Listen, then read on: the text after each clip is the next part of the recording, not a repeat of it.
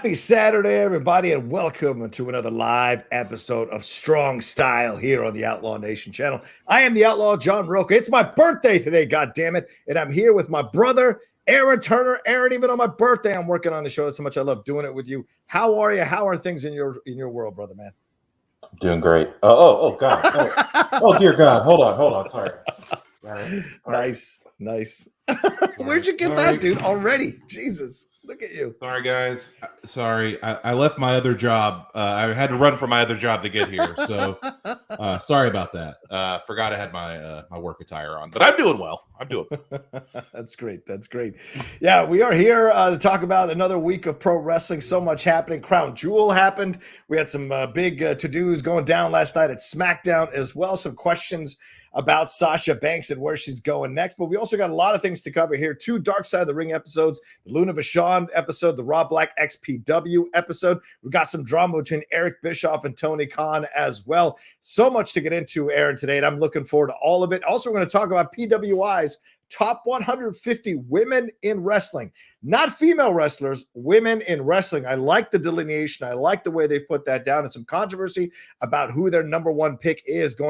So that's going to be fun to discuss as well. And we'll definitely have our reactions as I just said, for Crown Jewel and what we felt was accomplished by that entire pay-per-view. And then at the end of the show, for those of you who want to stick around, we're going to do a watch along as a birthday present to me. We're going to do a watch along of The Rock versus Stone Cold from WrestleMania 17, and the great call from Jim Ross, where he says he shake the hand of the devil in that match. So for those of you who want to stick around, we'll get to that. That'll be at the end of the show. But let's get into things here. And remember, Streamlabs SuperChats are open. Hey, it's my birthday. Send in some contributions. If you couldn't send a present, send in some contributions. Streamlabs address is on the screen there. I'll also put it in the link in the chat, and also put it in the description. It is in the description already. So there we go. All right, Aaron Turner, where shall we go first?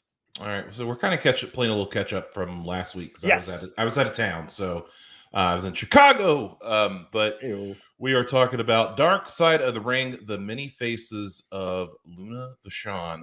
If you don't know who Luna Vachon was, you probably primarily know her from her run in the WWE from WrestleMania 9 on, where she was with Shawn Michaels and then Bam Bam Bigelow, and was kind of here and there, had some matches with Sable. She was with Goldust for a little bit. Yeah.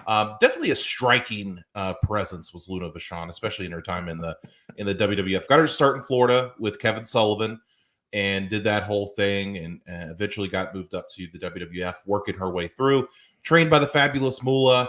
And she left quite an imprint on a lot of us in the pro wrestling world. And it's a sad story, this episode. John, I'll get your thoughts first, and then we'll come back to me. Yeah, absolutely. Look, I was texting you this because I've been in LA for 3 days, just kind of handling business there. So I was catching up on the Dark Side of the Rings last night. What an incredible episode! What an incredible episode that really kind of showcases and highlights a very unique figure in the world of wrestling, not just in women's wrestling, in wrestling overall. Her pedigree, her legacy. I had no idea that she was an adopted young girl. I thought we were going to hear the story of how she came to be with the Vachons in terms of a lineage and biological lineage. No, it was an adoption. What an unusual way for this woman to be adopted, her father killing himself, and then she being essentially becoming a part of the pro wrestling industry because of this situation. I mean, if this man doesn't kill himself, we don't have Luna Vachon. We do not have Luna Vachon. That's the craziness of this all. And then hearing her or watching her rather, navigate her career, her story, what she went through, seeing that baby face of hers turned into a heel because that's what she wanted, was great to see. You know, people talk about, like Bayley does, about Eddie and the inspiration, all of that. But I got to believe that if there's a young female wrestler out there who maybe doesn't attach herself to what she's seeing now, maybe she finds a little bit of an old school connection with Luna Vachon, who had to go through the ranks against a lot of men in a male-dominated society. And of course, there's a lot of allusions to possible sexual assault, possible being sent by fabulous Moolah to essentially be almost like an escort for a guy. Like, there's all kinds of that's in this episode that I thought was really eye-opening, illuminating. And one last thing, this is what Dark Side of the Ring does the best, Aaron, is they'll take someone that you kind of know, or you know a little bit, or you know somewhat, And they give you a full story on this person if you didn't know, and give you a better picture of what their life was in the world of professional wrestling. You know, I see people bash Dark Side of the Ring all the time, but this is something that is a positive that they do in showcasing a wrestler that deserves a lot more respect than she's gotten in the history of wrestling. Yeah, they talked about the creators of Dark Side talked about this with the success of the first couple seasons. They had more leeway to go into darker or deeper stories, like deeper personalities. So, you know, they had the Ultimate Warrior story. They had the Macho Man and Elizabeth, Bret Hart, and Bruiser Brody and stuff like that, and allowed them to, in the later seasons, get more in depth with these other characters. And I'm glad that we got this one with Luna Vachon, because I think it's a top 3 episode. I think it's that good. I think the talking heads that they had were really good. I think Gangrel came across really great. I thought it was good to see the older ladies of wrestling that were there first, Mad Maxine and some of the other ladies there. And it seemed like everybody genuinely cared for Luna. She was just sort of, I mean, I hate to use the word loose cannon, but she was kind of a loose cannon. Yeah. Like, you never knew what you were going to get with her. Was it going to be, you know, the girl that would give you the shirt off her back, or was it going to be somebody that was going to rip your face off? You never knew which one you were going to get. And that's the dichotomy. That's why the episode's called The Many Faces of Luna Vachon. But, you know, at her core, she wanted to be a wrestler. Yeah. And that's what she wanted to do. And when they made her a valet, I think eventually she thought, maybe, okay, I'm going to get to the women's wrestling part, and I'll just do this for a little bit. Like, they had a Lunger Blaze, aka Medusa, talking about that. It's saying, like, when she was the champion in like the 93, 94, she was going to drop the title to Luna without telling WWE. She was just going to do it. I know. And because she respected Luna that much, and Luna, like, no one's like, you know, respecting the business so much, was like, nah, we can't do that because, you know, you'll get fired. Don't get fired because of me. Like that kind of stuff. So her loyalty to the business, you know, was so strong. And the fact that, you know, they wanted her to compete in these like bikini contests and stuff like that, when WWE switched over to the Attitude Era, and they put Sable over her and stuff like that. It just, for Luna to be this real wrestler, to have to go up against somebody like Sable is just insulting, ridiculous.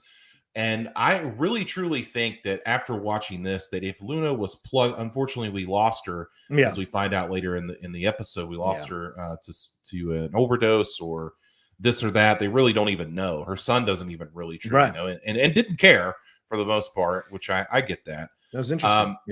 But if Luna was plugged into wrestling today, if she was a female competitor in today's wrestling, I think she would be on top. She would be the top heel for either WWE, AEW, whoever you want to put there. She was just so different. Like the voice, the look, like the half mohawk, the veins on the side of her face, like the way she just, like, even as a character, you looked at that person and you said, God, that person is unhinged. You know what I mean? And just the respect that she garnered, even between, you know, Mick Foley was on this episode, another great talking head, talked great about Luna. So a great episode, well produced, well done. Everything all around was good. A lot of stuff I didn't know about Luna, and I'm glad I got to learn it. Yeah, me too. And you're right about the talking heads. I texted you this last night. I became a fan of Gangrel after watching this episode and hearing what he had to say, and that kind of really just threw me all, just put me on my heels.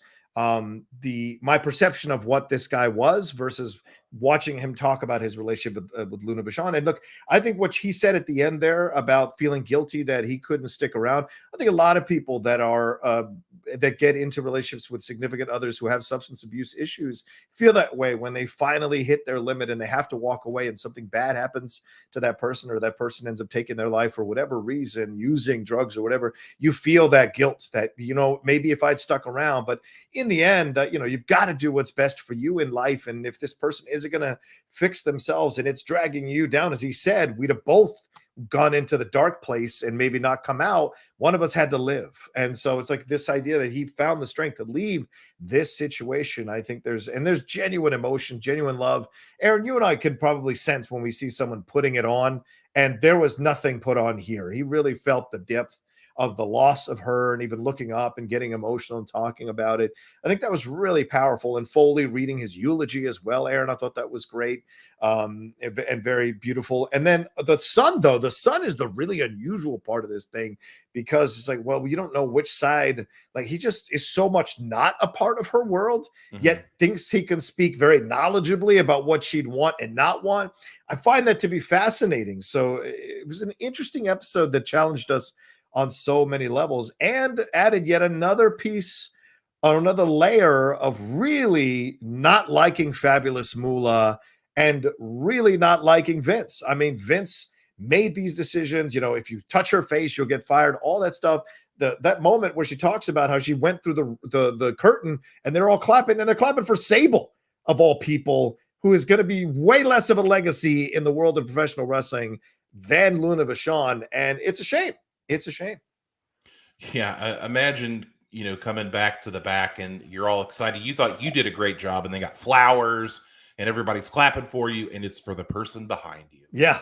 Oh my God, I can't imagine. And then one of the best parts of this whole episode, like there's very few funny parts because it's a very serious episode. But poor Sonny, poor Sonny tries to come comfort Luna and saying that it's all right, you're fine, don't worry about it. And Luna just picks her up and puts her in a storage trunk and just like, I'll shut the lid. It starts pounding on her, and it was going to lock her in the trunk. Yeah. And that was just fantastic. And that's what you would get. Like sometimes you would get, you know, the Luna that's going to help you lace up your boots. And then sometimes you're going to get the Luna that's going to put you in a trunk and beat the shit out of you. So it just, you never knew what you were going to get. I think that's another great part of this story, and I'm glad you brought that up, Aaron, the mental health aspect of this all. That seemed to be something that a lot of the talking heads spoke about, how back then the mental health stuff wasn't really addressed, wasn't really looked at, wasn't really analyzed. There was no place to go to kind of in the business, rather in the industry, to kind of help you deal with the mental health stuff. And even Medusa has that moment where she's like, we've lost so many people. So many people. And you could sense the pain in her as she's talking about it. And, you know, we see that with Luna. Luna was bipolar. So why was that not handled and addressed? But then again, you know, maybe she didn't want to have it handled. Maybe it wasn't something that maybe she believed in the stigma of going to a psychiatrist, meaning that you're weak and things of that nature because of what she grew up in such a predominantly male dominated sport that's all about supposedly being tough, you know, and this kind of thing here. And I love that they touched upon it a number of times throughout the episode, how important it is for people to address their mental health. And certainly nowadays, we're seeing that be more prevalent in all areas, not just sports entertainment, but sports overall. And that's a good thing. And I think we're moving towards a better situation for sure, you know. I think if Luna were alive today and could see what has happened to women's wrestling, I think she'd be quite happy and quite thrilled that, you know, like, and people respect her as a difference maker in the business. And that's someone that people look up to and try to imitate in some ways. Of course, you know, Medusa kind of gets a lot of that, and rightfully so. And, and Jazz and some of these other females that came before. But like, you know, we recently lost Daphne, and I mean, there would be no Daphne if there wasn't Luna Vachon. You know, it'd be like point. that kind of character doesn't exist. And your Abaddons and AEW and these people that take these darker character turns. But I mean, nobody throws the voice like that. You know who that voice is from a mile away. And she damaged her own vocal cords because she thought it would be good for her character. Like, what a commitment. Unreal. Yeah, absolutely. Absolutely. And one last thing. Hey, dudes, coming up in the world of professional wrestling, stop sexually assaulting young female wrestlers who are trying to make it in this business. I know that was back in the 80s and 70s, but there's no way it doesn't still happen to bigger or lesser form nowadays. And certainly we've seen accusations come out, Aaron, over the last few years against notable wrestlers that there was sexual assault accusations thrown out there. So stop fucking doing that shit, for God's sakes. You ruin someone that could be a potential all-star and could be someone that's a symbol for other people to follow, male or female, in this business. So cut that nonsense out. All right. Where are we off to next, my man? All right. So now we're talking about something that people are either on the bus for or they really don't care for, but I kind of like it because it's fun. And that's the PWI top 150 women's top 150 list. Yeah. Now, of course, the PWI does their 500 of male wrestlers every year. It's very popular issue, probably their most popular issue. But over the past couple of years, they've started doing the women's top 150, Mhm. as of course women's pro wrestling has grown and has got more mainstream attention. Of course, they adjusted accordingly.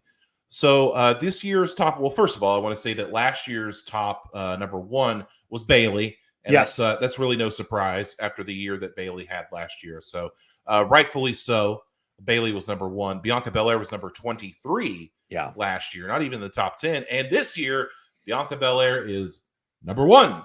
So Bianca Belair tops the list. Of course, she and Sasha Banks were the main event of WrestleMania Night 1. Yeah. And she's had several great matches with Banks, as well as, her miniature feud with Rhea Ripley, the stuff that she did in NXT before going to WWE, and the great matches that she has had since then. Yeah. Of course, her recent loss to Becky Lynch has kind of pushed her down a little bit, but not as much as it should have, honestly. So great year for Bianca Belair. So I want to look through the top 10, and we can talk about some notable ones there. Definitely. And then we'll talk about some people that were left out so far. We don't have the full list because the magazine has not hit newsstands yet. So we don't. We have the top 10, and we'll go from there. Number one, of course, Bianca Belair. Number two, Utami Hashashita. If I'm saying that wrong, I apologize. From Stardom, I'm not familiar, so I don't know. Number three, Deonna Purrazzo from Impact Wrestling, the Impact Knockouts champion. Very interesting. I like that pick. Number four, Dr. Britt Baker from AEW. No surprise there. Number five, Thunder Rosa from AEW/NWA. No surprise there as well. Number six, Sasha Banks from the WWE. Number seven, Syuri from Stardom. Number eight, Io Shirai from NXT. No surprise there. Number nine, Tam Nakano from Stardom. Apparently, I need to watch Stardom.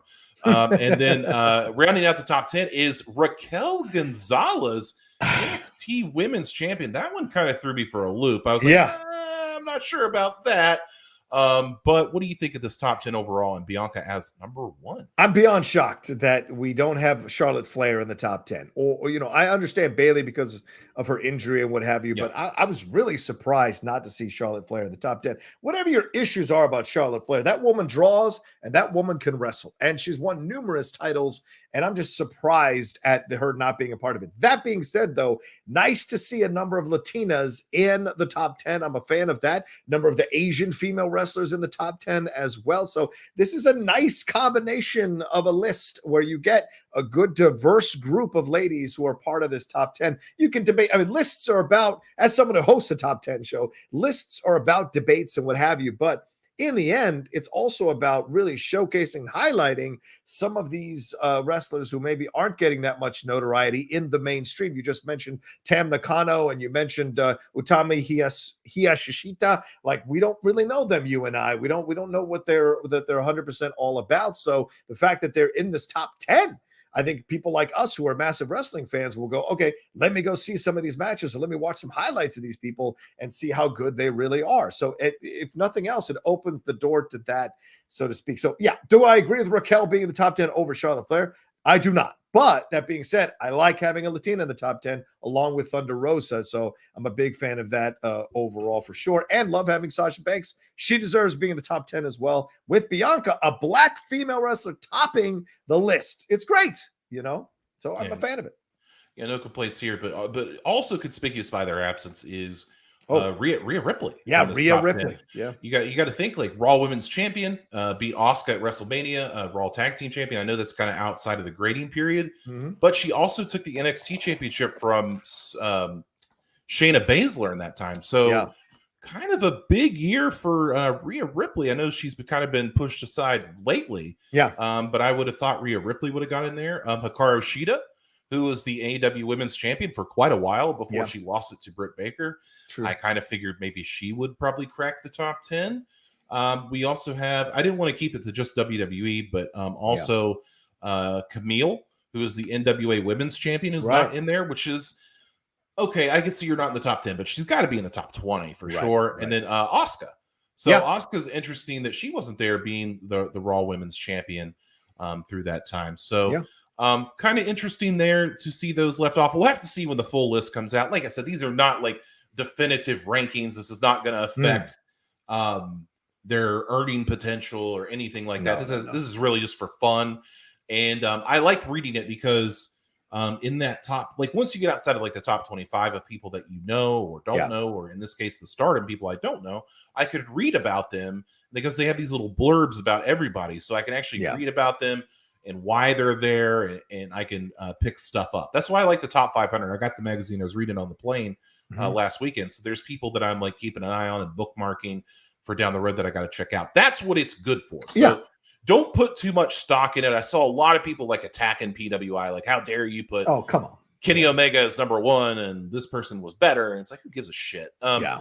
It's just a fun read. So I would look at it for that reason only, and just to look at people that you're not sure about. So take that for what it's worth. Absolutely. It's a good barometer, a good list, a good blueprint to follow. And another thing that I think is really positive here, Aaron, is they started this thing out as a top 50 originally, then switched to a top 100 in 2018, and now to a top 150. If you're a female wrestler, that can do nothing but inspire you.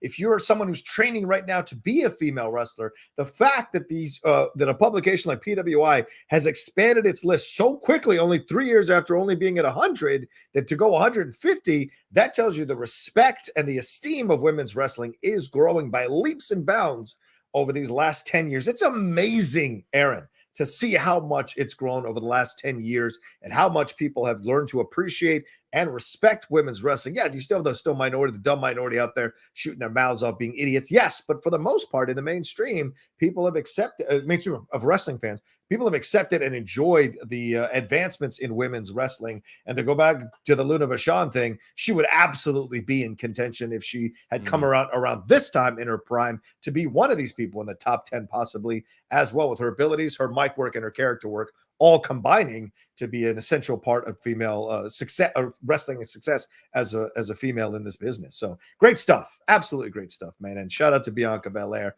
who I think showed up and showed out in Crown Jewel, and we're going to talk about it later, but Sasha and Becky had to fight really hard to make it look like they were in a match with Bianca Belair. She was, again, I think she's transcended past those ladies, and that's something that a lot of people are, I think, quietly noticing, but maybe don't want to say out loud. That's just my opinion. So but okay. Rhea being on the cover is a good thing. Nikki ASH is a surprise to be on the cover of the magazine, even though she's not in the top 10 with Alexa in the background. So interesting stuff. Yeah, Alexa didn't make the top 10, and she's been a successful character and wrestler the whole year, Aaron. So just kind of surprising. It's fine. I'm just throwing it out there. It's fine. I'm sure she's in the top 25. She's probably not too far. But I want to clarify my point that I made a little bit ago, because I said it's not going to affect anyone's bankroll. What I mean is, like, if Bianca Belair next year is number 3, it's not going to affect Bianca Belair's bankroll. Like, it doesn't matter. But on the other hand, if you have somebody, I'll use Lady Frost as an example. She's like a really popular indie wrestler, and she recently signed with Impact Wrestling. Somebody like that, like say that Lady Frost cracks like the top 25. That's big for Lady Frost's bank, because more people are going to see that, like, ooh, 25. That's very interesting. Maybe I need to check this woman out and see what she's all about. So in that way, it can affect your bankroll, but it's not going to. I don't think WWE is going to look at this ever and be like, oh, I don't know, they don't have Rhea Ripley in the top 10. We must not pay her as much. So, like I said, it's just fun. It's just all good fun. Let's not take it too seriously. Agreed. It's just nice to have a list of 150 female women wrestling, rather. I think it's a huge positive. All right, let's see if we got any Streamlabs. We got one from Roberto Arsenal. Ladies and gentlemen, it's my birthday. There's over 50 you watch. You can't send in some contributions, some love, some support, some birthday love over my way. Please send in some Streamlabs here as we go along. Roberto Arsenal says Pac versus Andrade Part 2 was a great match. Those two have great chemistry. Since SummerSlam, I only watch WWE via YouTube clips. I really don't know what Bischoff's problem with Tony Kahn is right now. Happy birthday, Rocha. Go eat an edible and watch Dune. I already watched Dune. B, I'm not eating an edible today because I've got a steak dinner coming up that my lady is taking me to. So I'm trying to keep it chill today, but maybe tomorrow, or Monday, I'll treat myself to something like that. But thank you. Did you get a chance to watch Pac versus Andrade, Aaron, this week? No, I went to a horror convention yesterday and got drunk afterwards. So I was hanging out with some guy named Robert England yesterday. So, yeah, look at you, just dropping James. That's awesome. Hey, and apparently some dude that my sister knows has 1.5 million TikTok followers. So I met a famous TikTok person yesterday. Wow. And didn't even know it. So that's fun. 1.5 million. That's incredible. All right. Where shall we head off to next, Aaron? What do we got next on the rundown here? All right. So now we're going to talk about this mini beef that Eric Bischoff and Tony Khan have, which is great because I don't like Eric Bischoff. So that's good. But so basically Tony Khan came out with these comments where he was comparing AEW to WCW. And he said that if Tony Khan himself was running WCW, it wouldn't fold because he knows like 10 times as much as Ted Turner about wrestling, which is probably a fair point. Okay. And then Eric Bischoff fired back because Eric Bischoff has to stay relevant. Mm-hmm. He said, let me read some of his comments here and we'll go from there. He said that regarding Tony Khan's comments about Ted Turner, said it's completely uninformed, therefore ignorant comment to make. Ignorant because I don't think Tony Khan knows whether or not Ted Turner grew up a wrestling fan or not. I don't know either, by the way. Yeah. If you know anything at all about Ted Turner, if you've read anything about that's been written in Ted's own words, Ted believed in wrestling above all else other than perhaps the Braves. Professional wrestling is one of the reasons that TBS got off the ground because Ted Turner knew that professional wrestling was a staple of that audience and that he was trying to generate and he knew what would bring the eyeballs. The fact that Tony Khan is even on TNT, which is, at least when I was there, stood for Turner Network Television, and then to come out and compare himself to Ted Turner and suggest if Ted knew anything at all about professional wrestling on the level that Tony Khan does, that WCW would still be around. That is an ignorant statement. Further has got me questioning what Tony really knows. Read the book, The Rise and Fall of the Nitro by Guy Evans. If you're going to come out and compare yourself to Ted Turner, which is laughable, and the things like that, read the book so you'll not embarrass yourself quite as badly. I thought the statement made Tony look childish and uninformed. I know he's a brilliant guy, and I like Tony. He's doing a lot of things right now, but when it comes out publicly and he says these stupid things, he's coming off like a dirt sheet writer. That might serve your internet wrestling audience, but it's not doing a damn thing for your ratings. Wow. So Eric Bischoff pulling no punches, and as we figured, Tony Khan had a response. Yeah. He went on Busted Open Radio this weekend, which is on Sirius XM, so you can check that out. Yeah. If you want to. Tony Khan responded by saying, "I really like Eric," and I was surprised by Eric's comments because they were coming from Eric Bischoff, that's pretty funny. I think Eric Bischoff is probably the last person anyone would expect to say that a president of a wrestling company should be quiet. Oh my God. It's exactly what I was thinking. Sorry, go ahead. Yes. But when it comes to head-to-head competition, we were in one this past week. It was only 30 minutes, and I didn't ask for it. We were in our time slot, and somebody came into our time slot aggressively. And it wasn't the first time they've made a pretty aggressive move like that. We generally responded pretty well, and we're very successful. This is the first time on Friday that we've gone head-to-head like that. And then I'm going to go a little bit further, then we'll talk about it. I thought it was pretty aggressive what they came in with. They loaded it up with the biggest stars they had, and I had no choice. Do I change up the card we have? I have to. You have CM Punk, who's one of the biggest names in all of wrestling, and he's wrestling Matt Sydal, who's a great flyer and a great technical wrestler and very respected, but not the biggest box office name in all of wrestling. That's a great match for the fans. I had to think, do I change that to crazy box office match and try to go head to head? And no, I didn't. I stuck with the matches that we had because I believe in our wrestlers. Even if it wasn't the dream or the dream or stacked matches. I was amused by Eric's comments.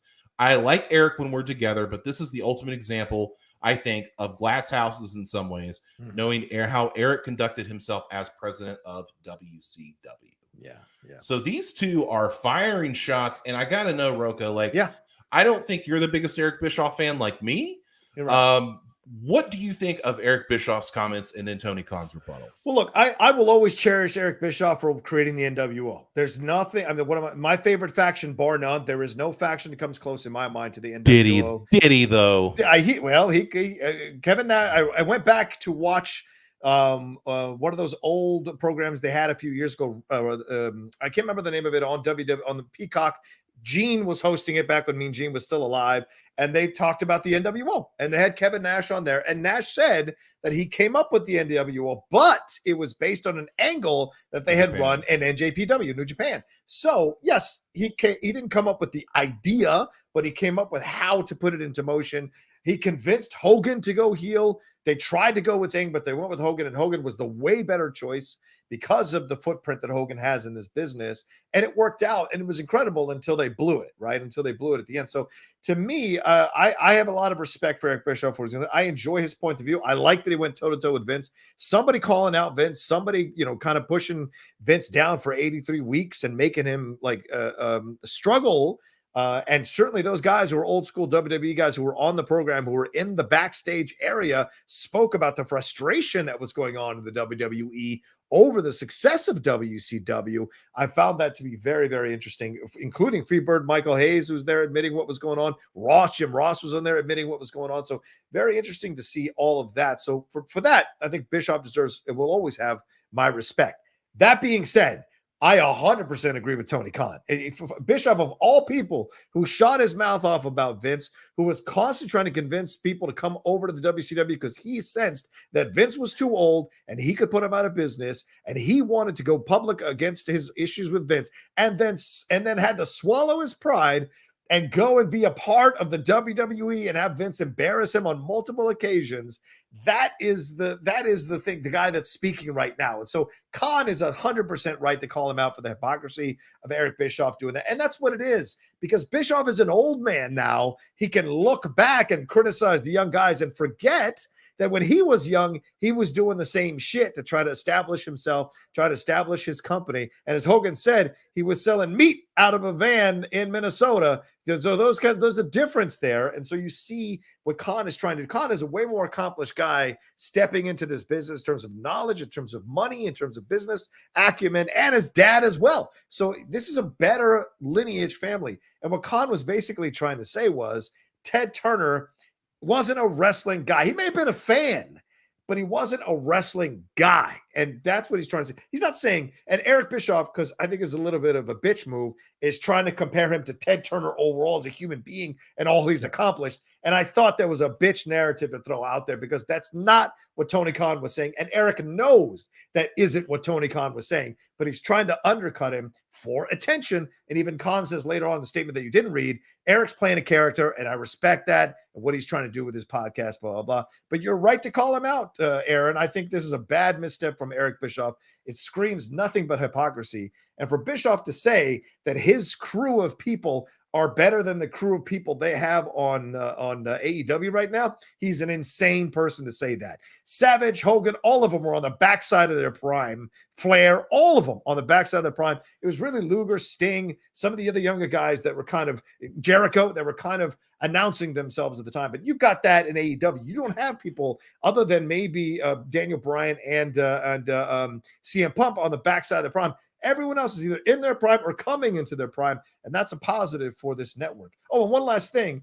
You can't compare someone who has, let's say I do a video, right? And with my almost 19,000 subscribers, if I do a video about the same topic that, say, SEN, which has 300,000 subscribers, does, and they get 5,000 views on their video and I get 20,000 views on my video, and it's the same, essentially the same story, then that's a bigger statement for me than it is for them. You know what I'm saying? Or let's say they get 21,000 views and I get 20,000 views, or just give them 30,000 views. In comparison to the amount of subscribers they have, that video is not doing well, whereas mine is doing great comparison to. So that's the same thing I look at AEW. The amount of people who watch AEW versus the amount of people who watch SmackDown and part of the WWE. The fact that they got almost 600,000 people versus WWE getting 800,000, Bischoff can argue that's a 30% difference. But when you're comparing WWE as a brand versus AEW as a brand, AEW did incredible to get almost 600,000 people on there. So it's all twisting narratives to fit points of views for their own benefit that I think is a mistake by Bischoff here. Sorry, man. Sorry to go on a tirade. No, you're good. You're good. I'm gonna say this. I'm gonna be a little bitch, and I'm gonna say push. Because that it's a tie? Because Eric Bischoff is right, and I hate to say that because Eric Bischoff is correct. However, Eric Bischoff's the wrong guy to be saying it. Yeah. That's the wrong guy to be saying it. I think that encapsulated perfectly. Yeah, he's right, but he's also wrong at the same time. And I think Eric Bischoff is doing it so people will listen to his podcast and it will keep him relevant. And of course, it's a ploy, bro. I mean, I get it. But on the other hand, I think Tony Kahn, sometimes when Tony Kahn talks, I think he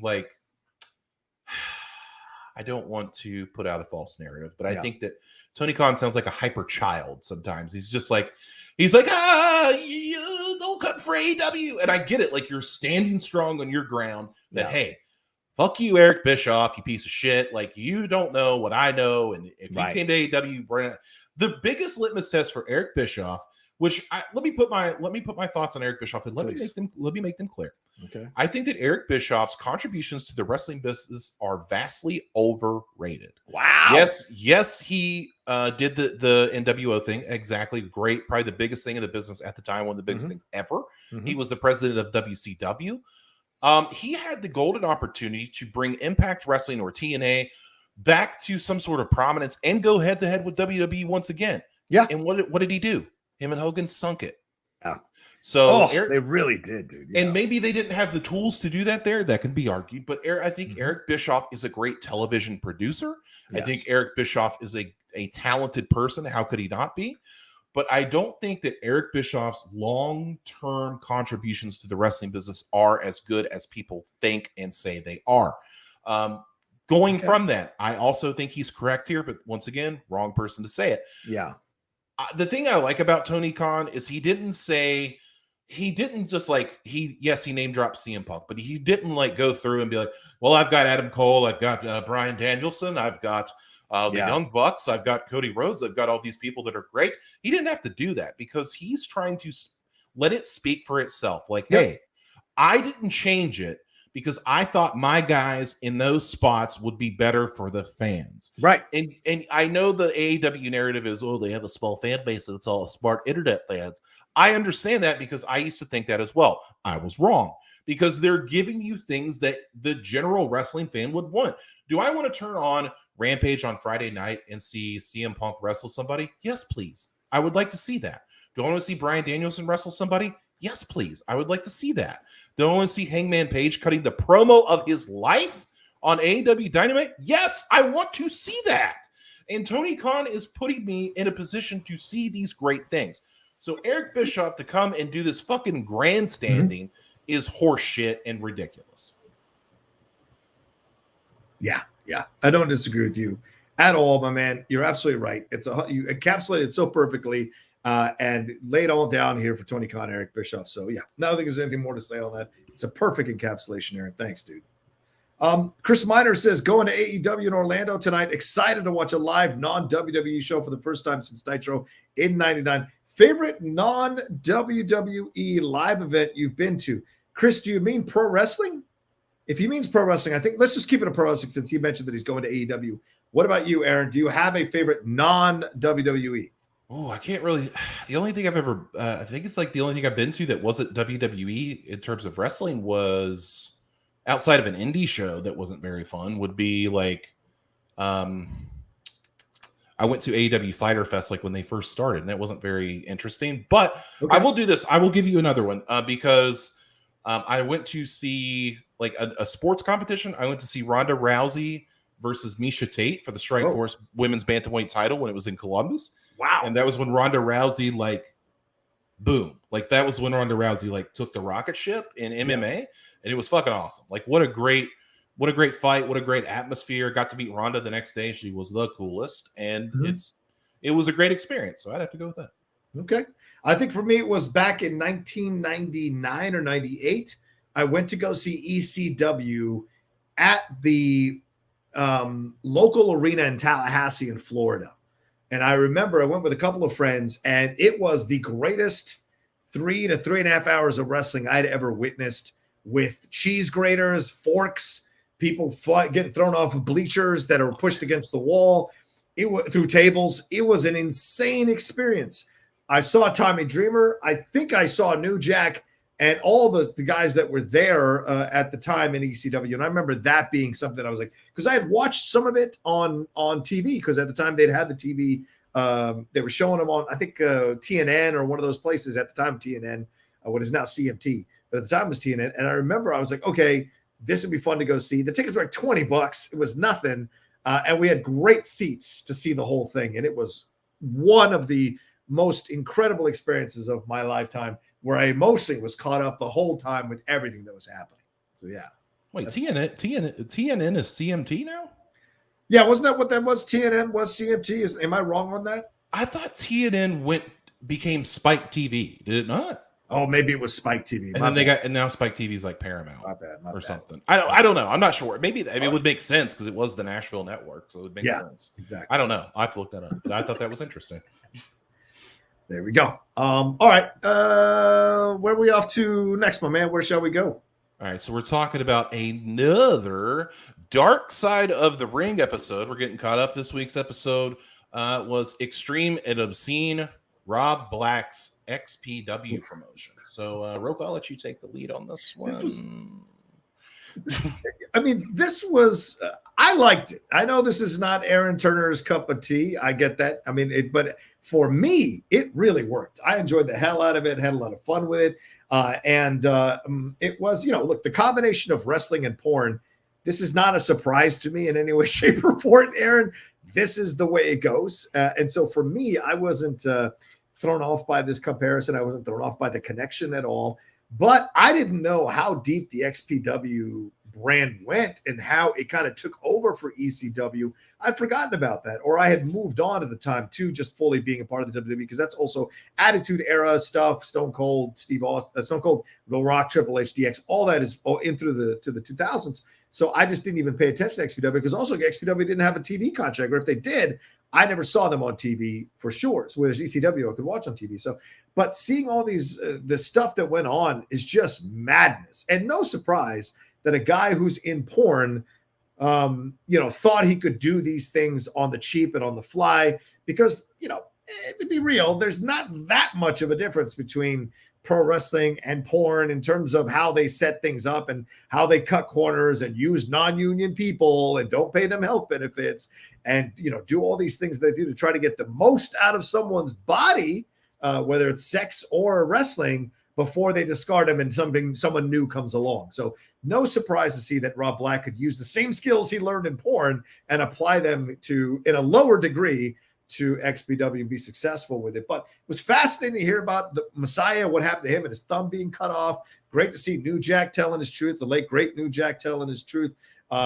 Unsettling to hear a couple of the porn stars talk about the stuff that they experienced, but also there's some real emotion here from Chaos and what he spoke about his experience with the XPW and his uncle Supreme and what they went through and what they were able to establish. I mean, get emotional. Chaos did, talking about his time with his uncle there, and of course his uncle having recently passed really affected him. So it was, the thing is, it's a nutty, insane story, and when you get to the end of it, everyone says that they would totally fucking do it again, except for maybe Messiah. Everyone else says they would fucking totally do it again, even though it was crazy, even though they watched porn being shot in rooms as they were walking towards their workout areas. Just insane. Aaron?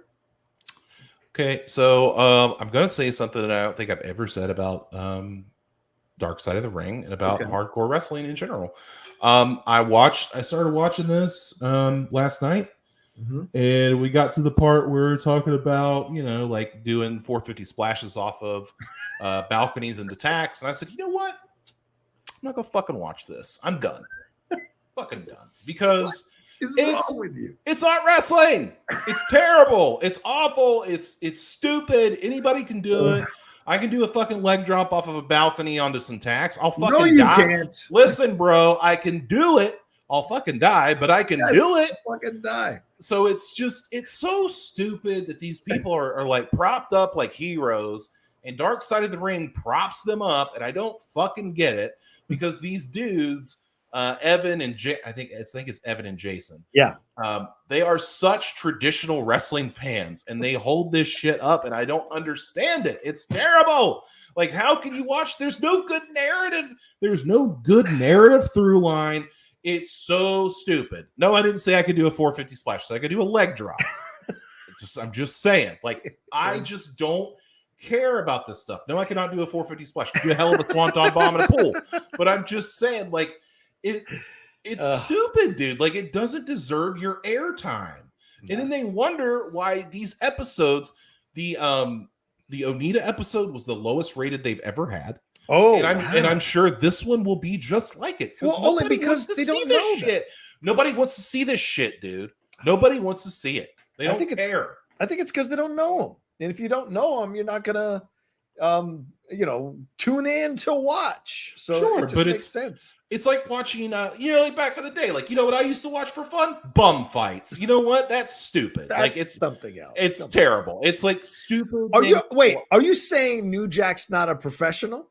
Are you saying Chaos is not a Messiah? Wait a second. Because you're saying you're trying to compare to bum fights, and that's not a correct comparison. Well, New Jack is like Tony Kahn. New Jack is the standout, right? Just like Rob Van Dam was the standout in ECW. So it was Jerry Lynn and Lance Storm and Eddie Guerrero. So they have their people. New Jack, we've talked about, is an actual good wrestler, like a solid wrestler, but he don't tell anybody that because he liked to do the hardcore shit. Yeah. And New Jack was a gangster, and I'm not gonna fuck with New Jack, even though he's dead. So I'm not gonna desecrate the man. But it's not like New Jack went out there and put on hour-long Broadways in a Flair Steamboat match. And do you have to do that? No, you do not. There are some people that enjoy this type of wrestling. I don't. I think it sucks. I'm not going to waste my time with it. I'm sick of giving my time to that. I'm just heartbroken by the things you're saying right now. But all right, that's it's like going into like being a big like horror movie fan. You stay up till like midnight until Halloween Kills drops on Peacock. Then you fucking watch it, and you're like, God damn it! I wish I would have just gone to bed because that would have made more sense. Because Halloween Kills fucking sucks. Are you working something out here? I'm just saying it sucks. It did suck. And I felt bad all weekend because people were like, "Oh, did you see Halloween Kills?" I'm like, "Oh yeah." They're like, "How was it?" I'm like, "Fucking terrible." Let's move on. It's also why I didn't do a review for that film, because I'm like, everyone else is shitting on it. What am I going to bring that's unique in my interpretation of how shitty that film was? And look, that twist in the first movie now becomes even more uncomfortable to consider because of what you watched in the second movie. This was clearly two people in David Gordon Green and Danny McBride are like, we just got to get to the third movie. Exactly. So let's put some crazy shit here because our contract says we have to do 3 and have him kill a bunch of people, and that'll paper over the cracks of the other stuff we didn't pay attention to that much in this film. So there you go. Here's my mini review. Here's where the whole logic falls apart. This is kind of spoiler alert. Logic. If you have the entire town beating the shit out of Michael Myers, like absolutely give like bats and bricks and punching him in the face and beating him down, how are you not going to check and make sure he's dead? Yeah, it's always pops up and just starts killing everybody, and it's just like, dude, what the fuck, Anthony Michael Hall, get the fuck out of here. It's always the stupidest part for me of any of those hacker or slasher films is like, you would normally check to make sure they're dead, especially if this motherfucker keeps coming back from the dead. So whatever. And let me just I'll put a nice bow on this because okay. I was at a wedding last week with my good friend, and we're all sitting in the room, like getting ready to go down for pictures. And that's when the Batman trailer dropped. Oh, and the photographer's like knocking on the door, like, guys, we got to go for pictures. And my buddy, the groom, like answers the door. He goes, listen, we're going to need 4 minutes because the Batman trailer's getting ready to come up. So we're going to need a minute. And that fucking trailer was amazing. Like, how good is that? Like, the trailer was. And thank you to the Batman trailer. My reaction is 35,000 views. I haven't had a trailer reaction go past 10,000 views. So I'm very happy I did that one. So, and it was an incredible fucking trailer. So I can't wait to see it. Sorry, this is your movie review portion. Yeah, that's right. Get with it. All right. So I'm no surprise you didn't finish it. So, all I can tell you is I enjoyed the hell out of it because to me, at the base, it's about someone starting something, achieving some success. Then, because you didn't see it, he challenges the attorney general when they're investigating him about some of these videos that he's shot and some of the ways that he's being nefarious about his money. He goes on Nightline on a national show and says, hey, John Ashcroft, come Take a look at my book. See what you think. And sure enough, they did. Yeah, and that was ended great. up bankrupting him to pieces. So, yeah it was hubris. great. Fucking ridiculous. You're a porn guy. Another reason it's completely ridiculous. Fair enough. All right. Well, let's circle around. Let's see if we've got any Streamlabs. Oh my God, we've got a few of these now. Thank you all. Scott Welsh says, happy birthday, Rocha. Thank you for all that you do. Keep keeping us entertained with the channel. Go easy on the stouts tonight. LOL. No, there won't be stouts. It'll be mixed. Yeah, exactly. Let's see. Justin Toner says, hi, John and Aaron. I didn't see much of Crown Jewel since I was working, but I heard some of the matches were really good. The Becky Charlotte belt exchange was a train wreck. Pissed me off. Rampage was great, especially Pac versus Andrade. Happy birthday, John. Yeah, we're going to get into Crown Jewel in just a little bit as we get through these Streamlabs for sure. So we'll circle back on your opinions there, Justin. All right, Alan Smithy. Oh, thanks, Alan. He says, happy birthday, Rocha. You still have your hair. It's not gray, and your man boobs are under control. Yeah, today. Yeah, yesterday they were all over the place. You don't look a day over 48. Thanks for letting us, Outlaw Nation folks, hang with you and occasionally bust your chops. And the 80s mini-series Dune rules. All right, there you go. Let's see. Chris Taylor asked a super chat, which I had put up on the screen. Happy birthday, Rocha. What's your favorite thing you've seen in pro wrestling in 2021? Aaron, why don't you answer that? So what's your favorite thing you've seen in pro wrestling? In 2021, yeah, I gotta say my favorite thing that I've seen is probably the return of CM Punk. I mean, okay. I hate to make it that easy, but just like the fact that like they didn't build it up, they didn't even say he was going to be there, and you watch Rampage, you tune in because you really think that's going to happen, and then boom, it just happens. Like you look in my eye, and then when that happens, it's on. Yeah, it's on, man. I know a lot of people were like really emotional, like they showed that dude crying and stuff. I didn't get like that emotional about it, but I feel people that did that. I feel that. Yeah, like I'm not the biggest CM Punk fan in the world, not because I don't respect him or anything like that. It's just I like other people better. But I mean, I felt that for everybody, man. I really did. So that's probably the coolest moment in wrestling. I like that better than Daniel Bryan or Adam Cole show. I thought it was so good. Yeah, I agree with you. I mean, the CM Punk moment is one of the best moments in professional wrestling all year. Oh, I think the Bianca moment with Sasha Banks, I think, was an incredible moment. Yep. And I bet a lot of people might put the Big E moment as their favorite moment of the year. That was massive as well. I'm surprised you didn't say it was one of the Roman Reigns moments, but maybe they all kind of blend into each other because he's at the top of the game. His game, it'd be really tough to pick just one from all the work he's done over the last 10 months. So, I think that's a great point you make. All right, let's see here from Clarence Bell. Happy birthday from Panama, Rocha. Great show as usual to both of you. Thank you very much. Chris Taylor said, shocked that the episode didn't talk about XPW's home invasion angle. I thought it did. It mentioned how they showed up at an ECW show in I think it was in New York or someplace, and they were in the front row and got kicked out. And the ECW guys beat up their production crew who had also been forced by Rob Black to go to this thing. So it did talk about it. It just wasn't a big part of the thing. If that's the home invasion angle you're talking about, which I think you are. Yeah, it's kind of a footnote there. Yeah. Phil P says, big up, John and Aaron. Happy birthday from old London town, John. Thank you. We'll miss the MCU rewatch show tonight, so showing love and respect to Strong Style. I went to SummerSlam 1992 at Wembley Stadium. Awesome. Wow. What is your biggest or best live event ever? So live event ever. What's your biggest or best live event ever? Okay, so it'd probably have to be my first WrestleMania, which was WrestleMania 33, I think it was. First. Oh. Yeah, but first. And WrestleMania 33 when the Hardys came back. Loudest pop I've ever heard in my life. My personal pick, though, would be actually when I was a little bit younger, I saw George Strait in concert, and that was fucking rad because I love George Strait. So yeah. I think mine would have to be well, shit. I mean, nothing big close to WrestleMania. I've never been to any of the big pay-per-views. No, I've never been to one big pay-per-view. I've gone to Raws, I've gone to SmackDowns, but they don't carry the same weight, obviously.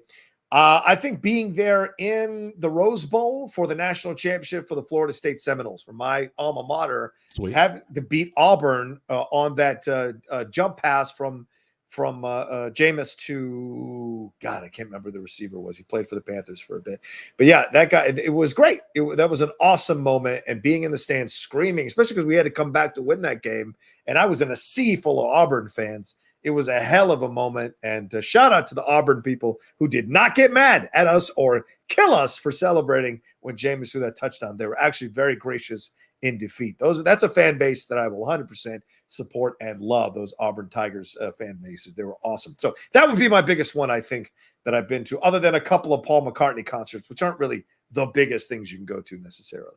All right, one last one. Christian Ramos says, hello, happy birthday, Outlaw. Curious to ask you two, with FTR now the new AAA Lucha Tag Champions, does this mean we could see them face parejas in Mexico? Or will that bring luchadores we're unfamiliar with to pass the forbidden door to AEW? Viva las ranas. Las ranas. What do you say there, Aaron? Do you think that's happening? I think I've got some good news for you. I think you're going to get both. I think you're going to get luchadors coming into AEW, and I think you're going to see FTR go to Mexico and compete there. And I think that's something they've always wanted to do. FTR has such a, I hate to say it, but like an American style, obviously. That's the way that they wrestle. It's a more grounded style. It's Tully and Arn for 2021. And it will be an interesting dichotomy because I feel like a lot of people think that the only tag team in Mexico is the Lucha Bros. And there's so much more going on there. So, it'll be interesting to see FTR go to Mexico and do these things with the luchadors and stuff like that. But yeah, Tony Kahn is a big fan of Lucha Libre, so you're going to see luchadors coming to AEW as well. There you go. I agree 100%. All right. Thank you, everybody, for those Streamlabs and Super Chats. We're rounding into the next part of the show here. We're going to jump into Crown Jewel and talk about the results and our reactions to those results as we go along. Aaron, where shall we go first? All right. So we're talking about Crown Jewel. I'm going to be honest with you guys. I didn't watch it. I watched the clips, but I didn't watch it because I refused to support Saudi Arabian blood money. All right. Fair enough. There's my stance. But anyway. Edge defeated Seth Rollins in a Hell in a Cell, and from what I heard, it was a great match. Yes. I did not watch it. Mansoor defeated Mustafa Ali, from what I heard, was a good match. Yes. Randy Orton and Riddle defeated AJ Styles and Omos to retain the Raw Tag Team titles. I heard that Riddle came out on a camel. That sounds like fun. He did come out on a one-hump camel. Yes, he did. It's kind of fun. Zelina Vega defeated Doudrop to become the first Queen's Crown winner. Why they don't call it Queen of the Ring, I have no idea. Apparently, it was a short match, and people were pissed off. It was, yeah. Okay. Under 6 minutes. Gross. Xavier Woods defeated Finn Balor to become the King of the Ring. Kick ass. It was shocking. Yeah. Love Xavier Woods. I heard that was also a short match. Is that true? Yes. Yeah, it was a short match. Big E defeated Drew McIntyre to retain the WWE Championship, which is big, meaty men slapping meat. So I like that kind of match. And apparently, he was also quite good. So shout out to Big E. Yeah. Becky Lynch defeated Sasha Banks and Bianca Belair to retain the SmackDown Women's title. I also heard that was pretty good. Started slow, but finished good. And then Roman Reigns defeated Brock Lesnar with some fuckery to retain the Universal Championship. So you probably watched this. Yeah. What did you think of Crown Jewel overall? What can you tell me about it? I couldn't have watched this with arms more folded, an eyebrow more raised, expecting to see crap. And I couldn't have been more wrong. These people brought it. And it can't be coincidental, Aaron, that it was the first time I think that women have wrestled at Crown Jewel. Am I correct on that? Or was there something last year? I think it's the first time. No, it was it Lacey Evans versus Natalya or something? Right. Okay, so Natalya. But like, I don't know. There was something about this energy, and maybe this is this feeling of AEW is breathing down their necks. Maybe they sense they've got to really put on an incredible show because Vince clearly can fire anybody at any time whenever he fucking feels like it. And that's very evident over the last 10 months. So I think they brought an incredible amount of talent to bear in these matches. And I was surprised at how they were choreographed. And that crowd was hot. I mean, hot. And it was full of men and women, which I was really surprised by. It was a hot crowd, and they were into all these matches. Yeah, the Zelina, although I like Zelina, I love Zelina, actually. And it just felt, her and Doudrop really did not wrestle a good match. She was telegraphing everything from miles away, and it just wasn't believable. And so it was great for Zelina to get that moment, and she certainly played it up, and it was nice. but it didn't have the same kind of impact if she had really fought someone who went toe-to-toe with her, and it was an incredible 20-minute match or something like that. The fact that it was 6 minutes, it shows you how little they thought of these two, because they wanted to get to the next match immediately as quickly as possible and give people enough time to go get a drink or go piss and then come back to their seats. The Usos and Hurt Business match was stellar. Great stuff from all four of those guys. Great timing, great movement. Those are four incredible wrestlers. And listen, the Usos are a bit overshadowed because Roman has become like the central thing, but the Usos are in the what do you call it? Just the top level that they can be as a tag team. They are the greatest they've ever been right now. And it's fantastic to watch them doing their thing. And Shelton, the Hurt Business got Cedric Alexander Shelton got the job done going toe-to-toe with them. And in the end, the Usos got the victory. But I think the Hurt Business comes out as looking like viable contenders for these belts down the road. The Edge and Rollins match was brutal. And Edge at his age, still being able to go toe-to-toe with Rollins was fantastic, and Edge getting the victory was really a surprise for me. I know a lot of people like the Mansoor-Mustafa Ali match. I wasn't that invested, but nice to see Mansoor get the victory the way he was treated. You know how I feel about RK Bro, so I'm not going to say much about that. I thought Goldberg and Lashley was interesting, and a lot of people think Goldberg legitimately was trying to injure Lashley at some point in the match. There's some rumors going around that he was trying to do that for real, so I don't know. And another short match, of course, those two guys you said slap and meet. Finn Balor versus Xavier Woods. I thought it was a decent match. Great seeing Xavier get a little bit of. We'll see if this leads to something bigger. Because wouldn't that be something, Aaron, if someday down the road, all three members of the New Day have won the prestigious WWE title, the official original WWE championship? Wouldn't that be something down the road? I thought Big E and Drew McIntyre was incredible. I think McIntyre got people back in his camp that had left him during the Bobby Lashley program, and now they're back in, because although he lost, he fought one hell of a match with Big E. So I think people have woken back up, and Drew McIntyre now looks like a legitimate contender, even more so with the fan base behind him, because this match was stellar.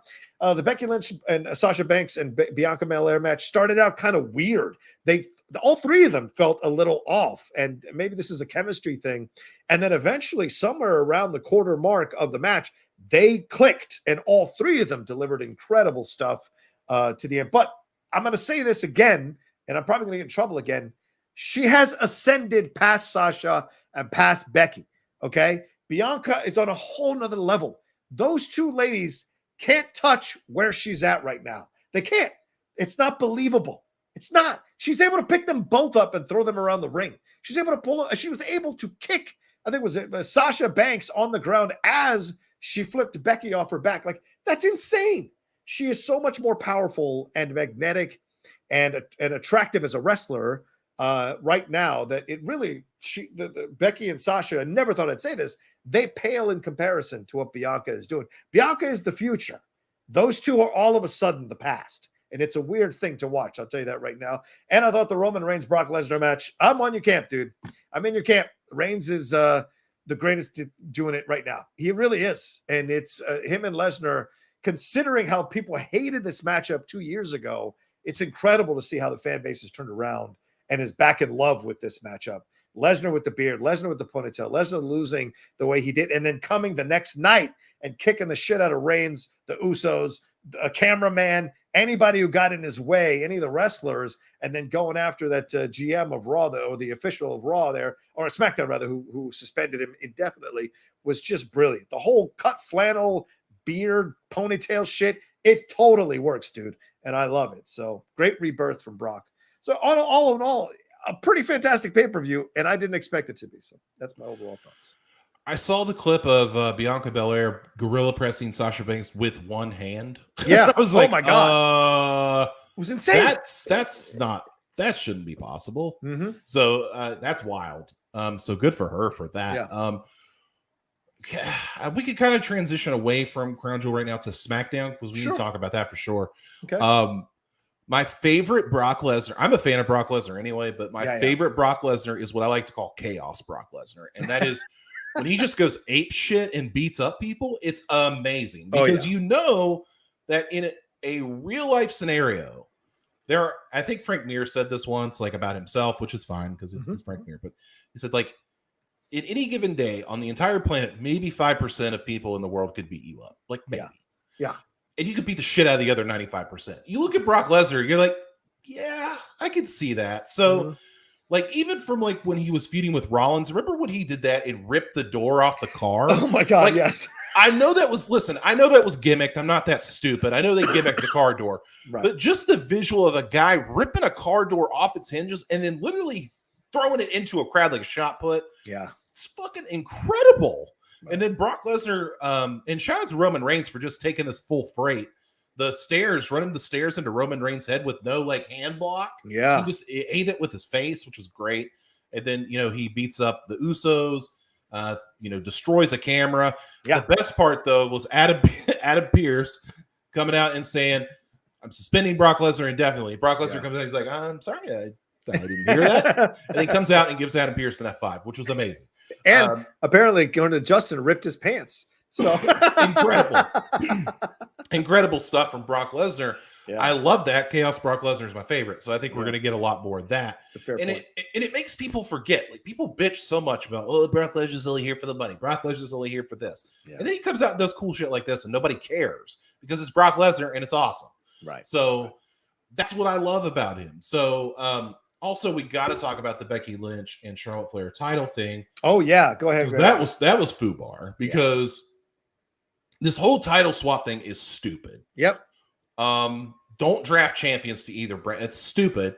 So they had Charlotte hand over the Raw title, Becky hand over the SmackDown title, then they're champions for the other brand, which is stupid. Yeah. And then apparently it turned into a shoot because Charlotte reached for the SmackDown, or no, Becky reached for the Raw title and Charlotte didn't give it to her right away. Yeah. So then Becky threw the SmackDown title away at her and it got into a shoot, and then Charlotte in the back, apparently, and Becky Lynch had words, and that's the reports. Yeah. I don't give a fuck about that. Who cares?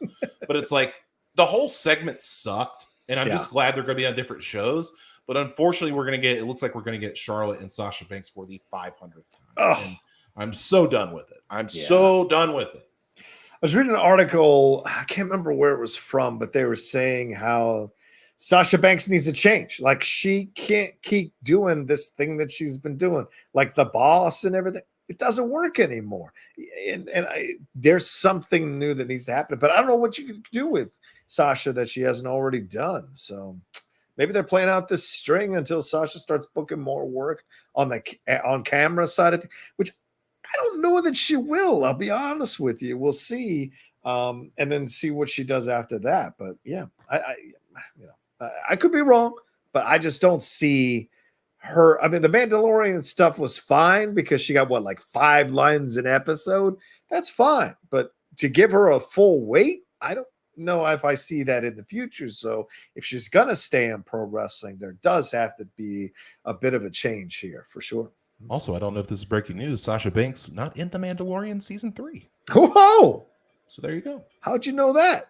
I thought she was. No, she came out and said on Twitter that she is not in The Mandalorian season 3 and that she appreciated the experience from season 2 and that her character is not in season 3. Wow. So there you go. Okay. Haskell dropping us another bomb here says, wow, tonight Fox re-airing SmackDown that includes a special look at Crown Jewel and it's on the same time versus Dynamite. I wonder if they'll edit out Charlotte and Becky's segment. Yeah, we'll see. Yeah, Aaron, interesting.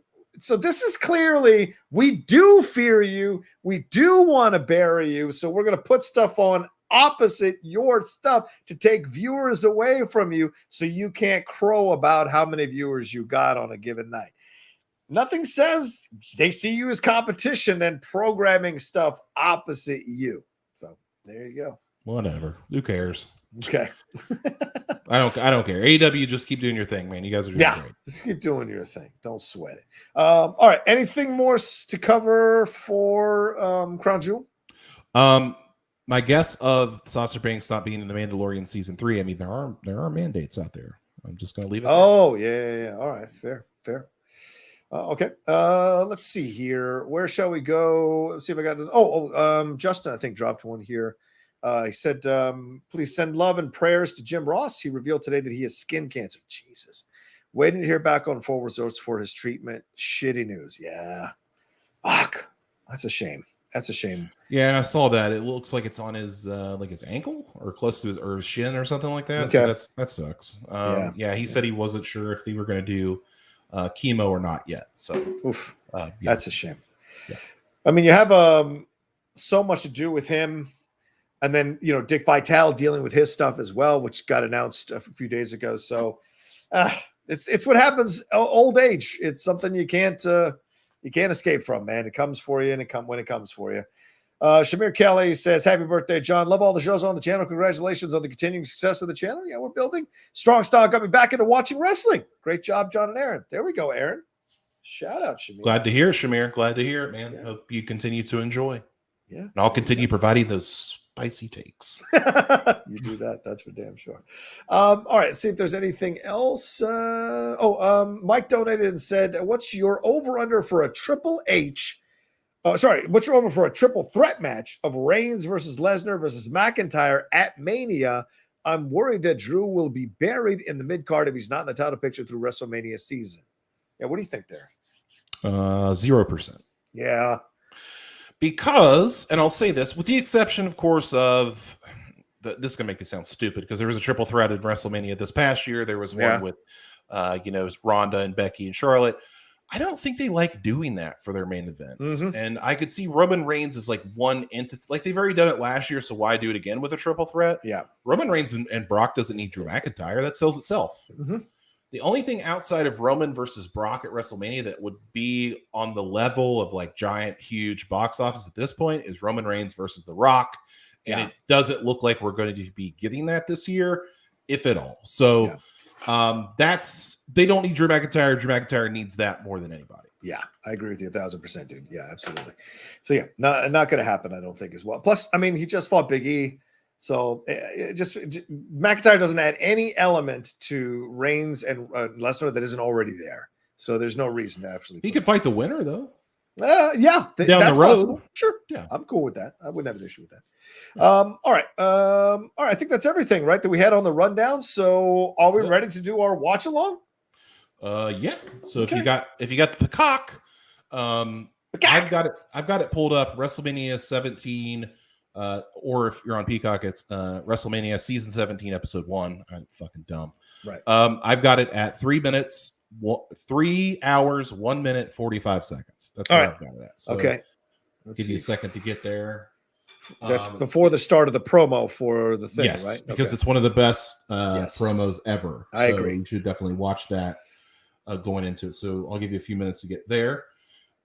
3 hours, 1 minute, 45 seconds. You should see, if you're watching on Peacock, you'll see Stone Cold's back. Yeah. Walking out the door. So that's the one shirt I want, is the one with the red skull on the back. I dig it. Okay. Interesting enough, at the con I was at yesterday, it's a horror convention, and this dude makes pixel art, and I bought a couple pieces from him, and he had this really cool Stone Cold pixel art. It's really nice. Okay. So shout out to him. Awesome. Yeah, and as we go along doing this watch, but this is my birthday watch along. I asked Aaron, like we did last year. I like to pick a match for my birthday to watch along with him because we don't do the watch alongs anymore. But I always enjoy watching along with Aaron, and this is one of my favorite matches ever because of all the drama around it. I still have on my workout mix the entire song that Limp Bizkit song they did for WrestleMania 17, My Way or the Highway. My Way, yep. That has all the clips from all the matches and Jim Ross like interspersed throughout the song. And this is a great part of the song. And I've always enjoyed the match through that prism as well as the match itself and what happened here, because nobody, and I remember watching this, when was this? 2001, 2002, this WrestleMania, if I remember correctly. I will find out. And I remember watching this at the at the actual Army barracks for the reality show. What was it? Suicide 2001. Yeah, 2001. I remember watching this in the barracks for the reality show Combat Missions that USA did with Rudy from the first season of Survivor. We were, the 10 of us were the crew that was going up against the contestants. And we had our own barracks and we had our own TV and we got paid like a motherfucker and we got to watch stuff. And so I remember ordering the pay-per-view and sitting down in the barracks and watching this thing and loving the hell out of it when I was watching it. So it's a very big memory for me for sure. All right, we're on Peacock, 301:45. We'll watch this thing. And then when it's over, some of you have been asking for my Amazon wish list. I will put it in the chat. But if you want to send Streamlabs and Super Chats right now as we go along, feel free to do so. We'll answer them as we go along here doing the watch along. So yeah, if we catch them, if not, we'll answer them at the end of the watch along for sure. So if we're ready, are we ready? We're ready, man. All right. You count it down, man, and I'll hit play when you hit play. All right. It's going to go 3, 2, 1, play, and then we'll go. So 3, 2, 1, play. Oh, here we go. This promo.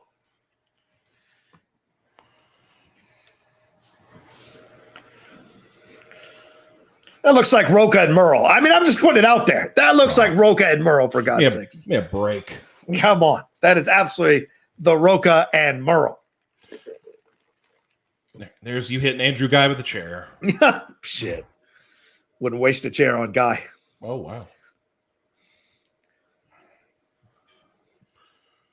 Oh, I used to love the way he flipped the belt up like that. It's the best. Unique, man. Like a legitimately like a belt. Is this the greatest heat? Honestly. The greatest rivalry in WWE history, I think. Yeah, I would agree. I would 100% agree. And if only Triple H didn't get injured at inopportune moments, a triple threat with all three of them in their prime would have tore the house down, man. Oh, Sable. Deborah. Oh, sorry, Deborah. Sorry. The thing is, it was 2 stars on the rise. You know what I mean? Yeah. Like right at their apex. And that's so rare to get. I remember the Deborah thing. Yeah.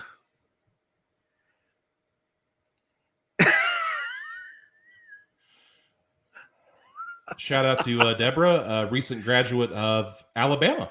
Oh. Yeah. Went back to school, and I believe she got a law degree. I could be wrong. Damn. Roll Tide. Yeah. Shout out to Deborah. Kardashian couldn't pass her law degree. Deborah could. What does that tell you? Damn right. Shout out to Deborah. Shout out to Deborah. Look at that. I mean, come on. This is me and Dan, for God's sakes. Never mind. You're retired. What are you talking about? I'm not. I got one more match coming. If Christian Harlan would return my calls. Oh, well. That son of a bitch. Stunner. Who took the stunners the best? The Rock?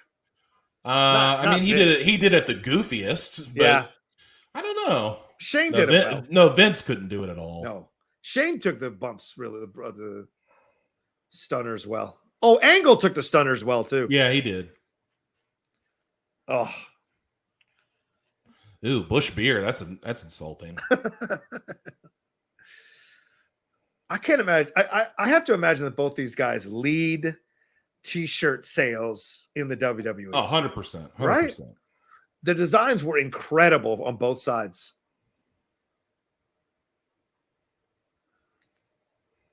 Boom, boom, boom.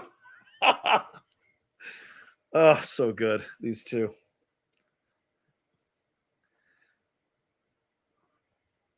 Ah. The biggest actor in Hollywood versus the guy that's doing Tide commercials with Matt Ryan and Ice-T. And ain't no shame in that. Nope. Successful podcast. Multiple reality shows. Yep. It was one of the great things in that thing I was watching on WWE that Kevin Nash said that he was the one that pushed for the WWE to sign Stone Cold. Because he had worked with him in WCW. Sure, he said that. Everybody wants credit for that.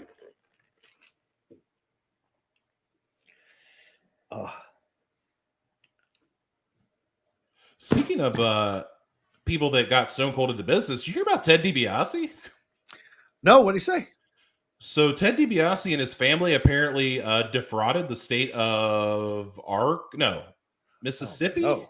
Oh no! So Ted DiBiase has to pay like $700,000 in restitution. Yikes! And his son has to pay like $3 million. It's what? Wild. Yeah, it's wild. He better go get that belt back from. He better truly be the $1 million man. That's for sure. Throw that in. Finkel. R.I.P. R.I.P. Rip. I forgot about that. I forgot that Paul Heyman was on this. Oh, two of the best theme songs ever. And one of the rare times where Stone Cold used the Disturbed version of his theme song. Oh, yeah, that's right.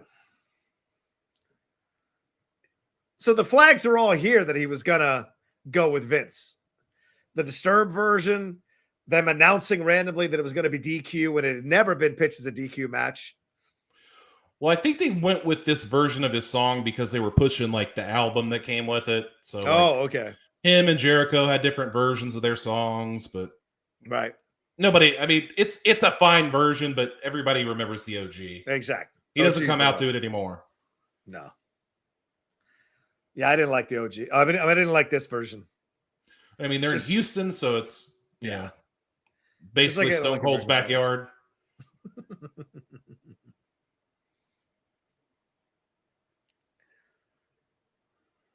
Oh, 101 proof. Oh, that's right. He was coming back from. I forgot about the spine thing. That's right. Is worth noting that they went to battle at WrestleMania 15, and Stone Cold won. Yes. And they went to battle at WrestleMania 19 for the final time, and The Rock won. So, yeah. But this is my favorite one because of the ending. I think all three of them are quality matches.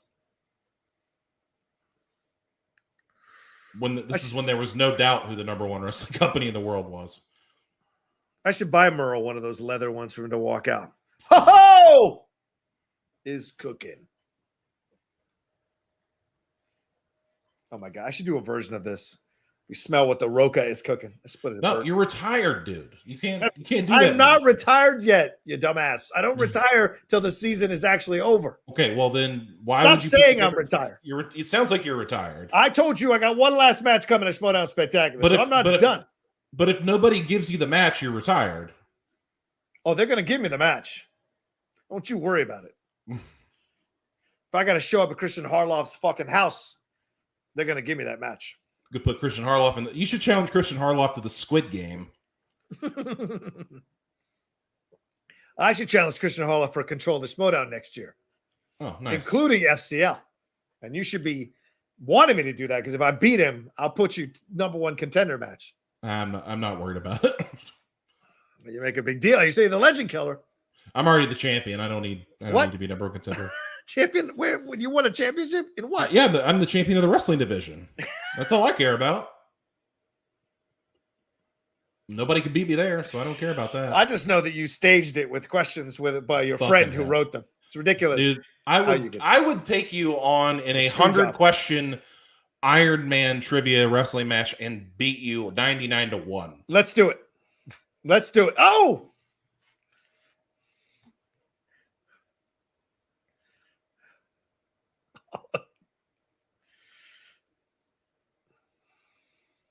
Oh! Oh, that's right. Regal's the commissioner. Oh! Lutez Press. Earl Hebner, the referee, worth noting. Yeah. Still with hair. So it's also worth noting. The best of the best here. Yeah. Oh. That crowd is so into this match, dude.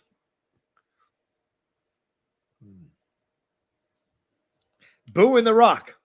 Well, I mean, they're in Texas. Makes sense.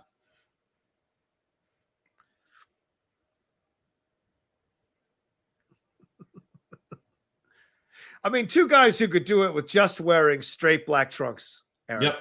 That pretty is much. Yeah, it's incredible.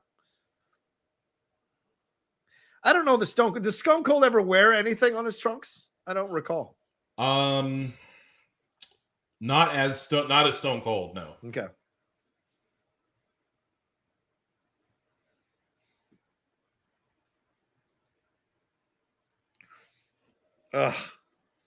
Out into the crowd. Isn't it weird to see it with like COVID-19 right now? Like this fucking crazy. Oh my God. Oh my God. I think that's how, if I was wrestling, I'd be a heel and wear a mask the whole time. Oh, okay. That's how you do it. Like, what's that guy on NXT that's trying to be the woke wrestler? Joe Gacy? Yeah, Joe Gacy. Yeah, if I were him, I would add wrestling in a mask the whole time. I would even fake getting a vaccine before I walk out there. That's what I would do. That's a great heel move. Even though everyone should be getting vaccinated. You would definitely be a heel in Florida, that's for sure. That's what I'm saying. That's what I'm saying. In California, though, you'd be a babyface. That's true. It depends on where I'm wrestling in California. No, okay, true. You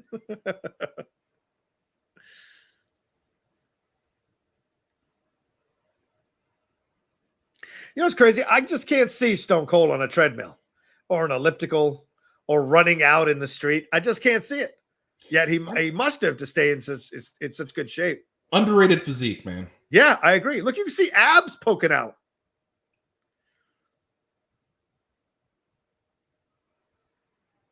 And of course, The Rock, top of the line. Yeah. Former football player, power lifter, that kind of, yeah. Can't beat it. He works so hard on his body, man. Yep. Even at this age, 4 a.m., traveling with was it 27,000 square foot gym everywhere he goes? Clanging and banging. Yep. That's insane. I'm taking this off. Who's on his team?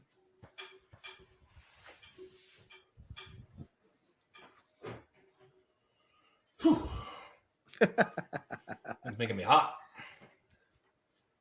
Yeah, it's cold here. It's cold and rainy here, which I love. That's perfect Rocha weather. Oh. You know what I miss? A lot of wrestling signs. I miss that. Yeah. Chris Taylor says he'll write the questions for that Iron Man match. I agree, Chris. That'll make it fair. I think that's fair. Fine. Aaron had his buddy write the questions. I did not. I don't have any friends over there. Please. You and Dwayne are like two peas in a pod. I don't think so. I know Brad, but we're friends.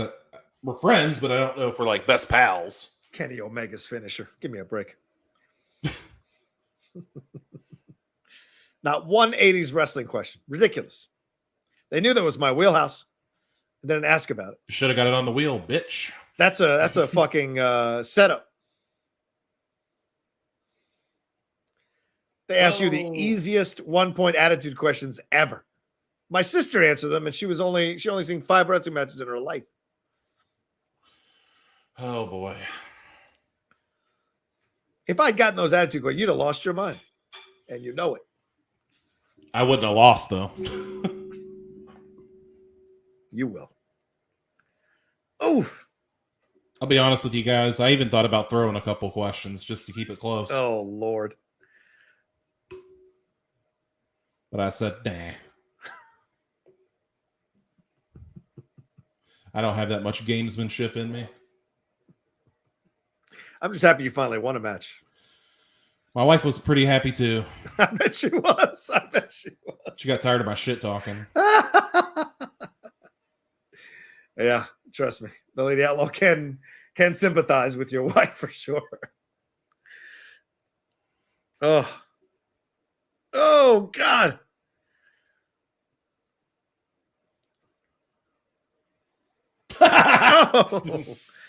Oh, did he kick him? There's no DQ, right? So that's right. He can kick the referee all he wants. He's probably like apologizing to him. Sorry, bud. Sorry about that, Earl. And see the stairs back there, bud. No! Oh, the bell! Damn it!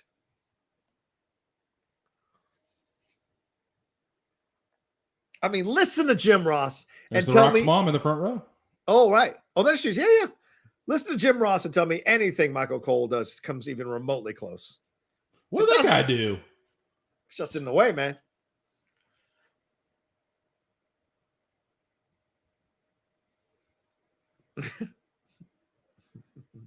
These are, and what I tell you, and I hope people, these are brilliant moves by the wrestlers to give the other wrestler time to like catch their breath and whatever, you know, get a little blood going. Yeah, get the histrionics going with the referee or with the timekeeper or whatever.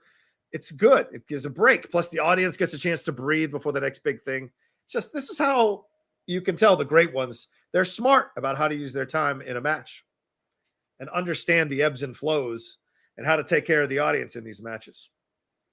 Austin's right knee brace is the table broke. Well, there goes that spot. Yeah, Austin's like right knee brace is not cooperating with him. No. It keeps coming loose.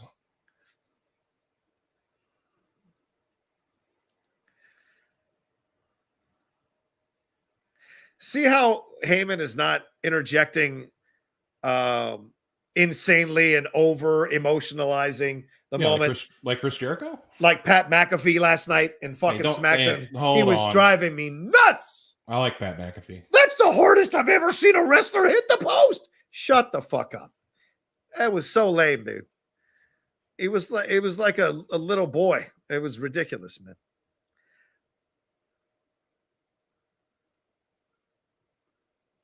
Good working punches from Austin. Yeah. You believe it because they don't like each other. Big rivalry. Yeah. Plus black and white. I mean, it's just all there. It's all there, dude.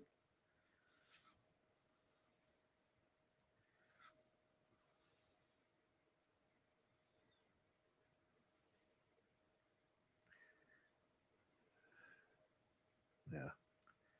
Paul putting a little bit too much of a highlight on that. Did I miss where they took the turnbuckle off? Because I do not remember that. Yeah, that was about 2 minutes ago. Yeah, you were bragging about your accomplishments. Oh, okay. Makes sense.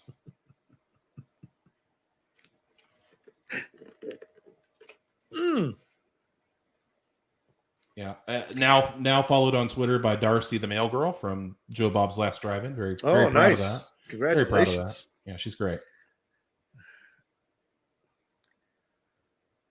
Oh, this is great. Yeah. I mean, he wrestled like a heel in this match, so it's kind of showing. It's a rivalry, man. Yeah, man. Yeah. The blood feud. Did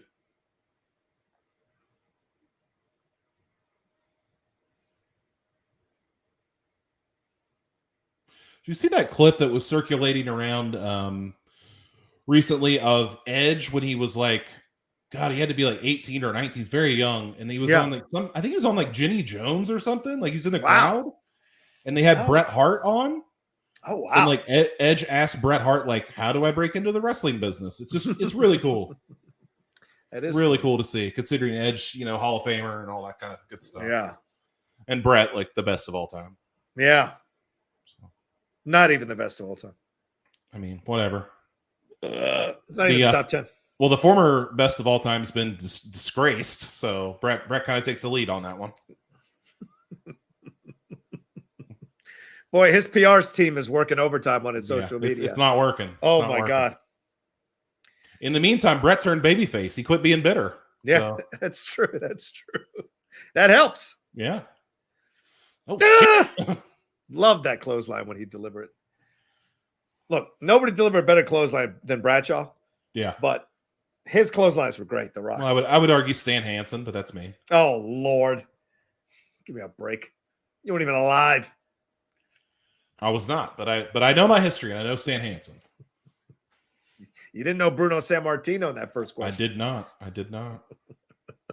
All overrated. How dare you? How fucking dare you? That will not stand. My one of my best friend's dad is from Pittsburgh, Pennsylvania. Oh yeah.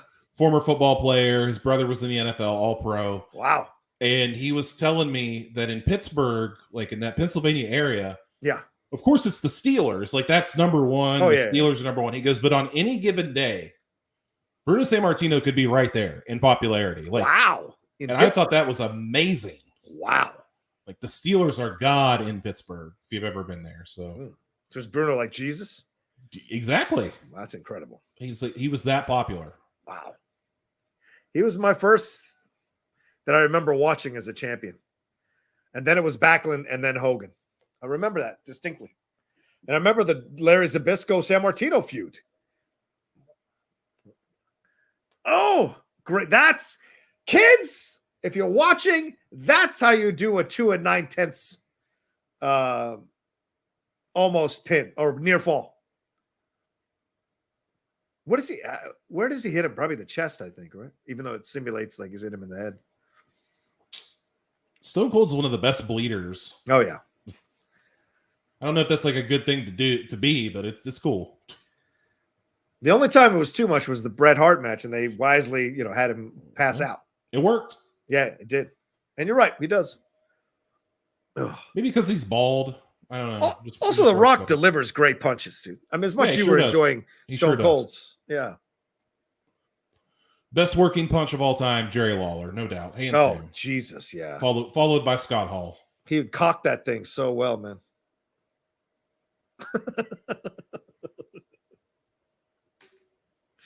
I'm not looking at the chat. Are people still with us? They quit a long time ago. No, there's still 56 people with us. Oh, damn. Okay. Sorry, guys. I appreciate it. Justin Soner saying Pat McAfee is great. He helps me tolerate Cole. There you go. Cole actually credited Pat McAfee recently for energizing him. He was getting ready to retire or something. Yeah, damn it, McAfee. Damn it. You should have let him retire. I don't know how much of that is true from Cole's side of things, honestly.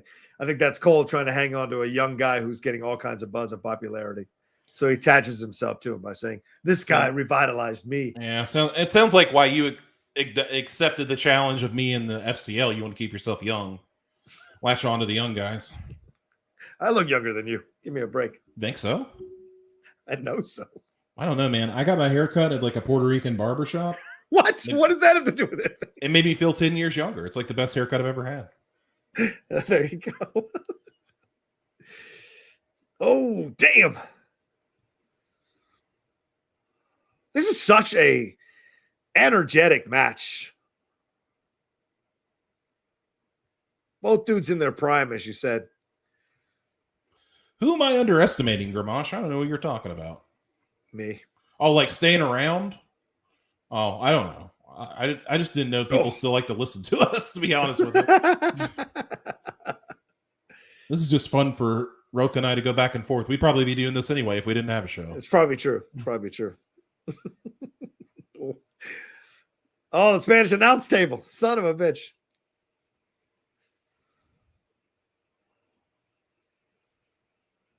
Roman Reigns would have taken that without the hands. It's horseshit. And I'm glad you all are still here. Thank you. Yes. Love you. Love you. Oh, the monitor. I'm always confused why the referee tells people to knock something off when they know it's DQ. It's like it's DQ. I don't think I'm an honorary Puerto Rican. I don't want to do that. Oh, for God's sakes. I do like their culture. He already thinks he's an honorary Black Twitter guy. Anyway, go ahead. Yeah. I am an honorary member of Black Twitter. I've been accepted. Ridiculous. It's amazing, by the way. If you ever get accepted into Black Wrestling Twitter, I don't need to be accepted into Black Wrestling Twitter. Crazy. Crazy good. The Black Wrestling Twitter has turned on Mandy Rose. We didn't talk about this, but they turned on her. Yeah, what's that all? Just the picture? That's not her fault. She's too tan, brother. Too tan. That's ridiculous. They it was funny. Someone put up a picture of Bianca Bel-Air beside Mandy Rose, and they said, "Two ebony queens." I was like, Jesus Christ. And then Mandy got upset. Like people were saying that she was blackfishing on Twitter and stuff like that. And the top comment on that Twitter thread that she posted says she needs to lighten up. I was like, damn, man, y'all never miss. Nope. No. Black Twitter, period, is brilliant. You never miss. Never I'm sure misses. Black Wrestling Twitter is even more. Damn, where does he have hair? Look at the hair on his neck. I know. Where did that come from? It must have been from another match because they didn't sweep up the area that well. Oh, I'm always invited to the cookout, Chris. I bring good alcohol, so I'm always invited. It was nice to see him there. I've been invited for decades. Oh, fucking hell. My best friend is legitimately black. So. Oh, I have black friends too. I've never seen him on your social media. That is not. That's false. You know what's funny? Going away from this match yet again. When I got my haircut, I've never had my hair like cut with a straight razor. Oh boy, legit, it's nice, legit, it's a nice feeling. Yeah, the Rock is really busted open. I don't think I've ever seen him get busted open. Now we got about 20 minutes left in this match or 19 minutes left in this match. There's another show that was programmed at 2 p.m. without my knowledge until this morning. They're going to have to wait till we're done before they can do their show. What show? The Schmodown after show. The Rundown? Rundown? No, not Schmodown Rundown. My Schmodown, the Ultimate Schmodown after show. Oh, I got you. The less popular one. No, Gotcha. actually, is it? I don't know. When I was there, we had good ratings. Yeah. Hey, we had 10,000 views once. I was pretty happy about that. Yeah, the ratings were big on all those way back when. Yeah, and then things happened. I had 300,000 views standard on all my matches, at least. 300,000 back then. Yeah, damn, dude. Go take a look. Did I get paid for any of it? Nope. I believe you. Yeah.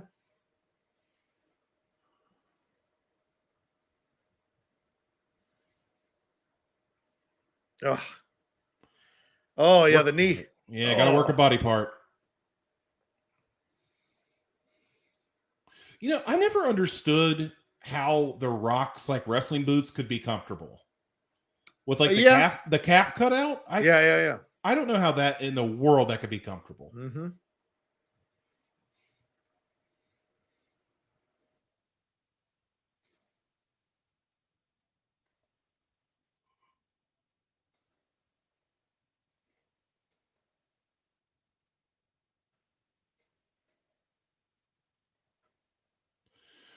Interesting to note, this just popped in my head.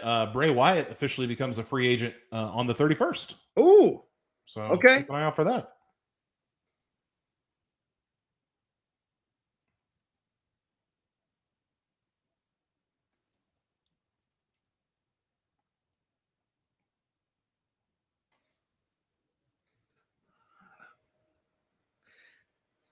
Surprisingly longer match than I remembered. A little bit of a rest going on. Mm-hmm. Good for both guys here. Absolutely. $1 Million Dream. Oh. Didn't he used to? What did he used to call it? Wouldn't he used to call it something else? Was it always the $1 Million Dream? Always $1 Million Dream. Okay.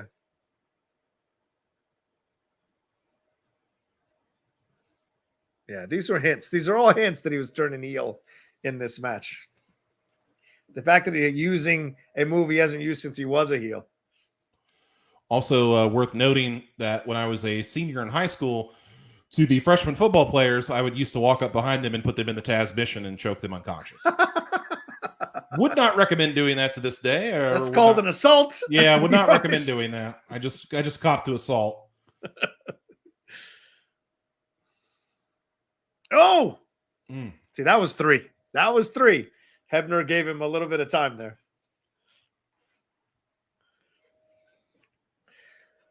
His acting during matches is just great. Never overdid it. Never, he's just as great at it. I don't know if either one of these guys are as good as John Cena, but they're probably close. We've already gone past 15 moves past John Cena.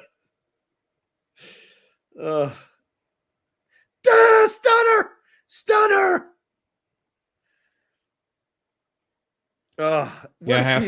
Haskell was like a rite of passage at my school. Like when I was on the wrestling team, the senior guy, like when I was a freshman, the senior guys would find a victim and jump on your back and choke you out unconscious. It was just a thing. Just a thing that happened. And you knew it was going to happen one day.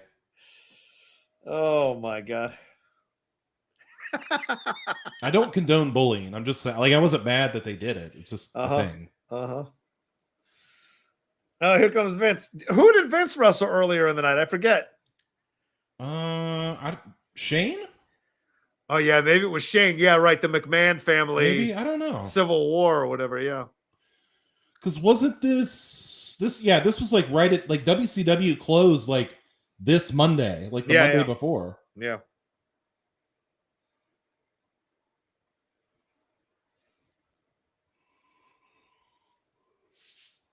I mean, for the record, don't bully people. It's not cool. It's not cool. Online or physically, it's just not cool.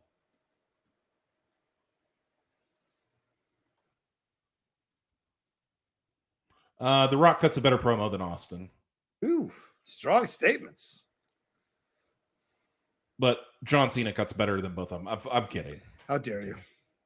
I think that the Rock's got to be up there with best promo in terms of like entertainment and like getting the people hyped. It's got to be the Rock.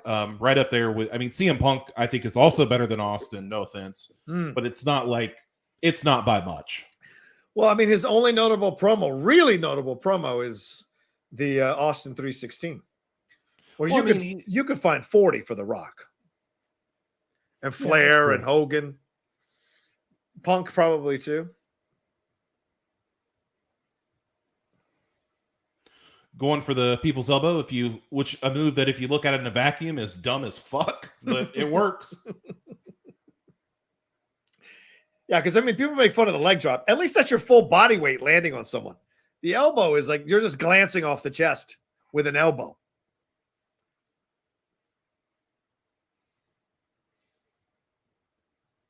Oh, Vince. Too much fuckery in this. Didn't need to happen. Great timing by Vince, though, man, to wait till he hit that 2 count to then yank him off. He was in the ring before the 2 count, but he waited. That The Rock's realization, so great. You dumb motherfucker. I love the innocent look on McMahon's face. Brilliant. Damn, Vince is scooting. Yeah, look at him.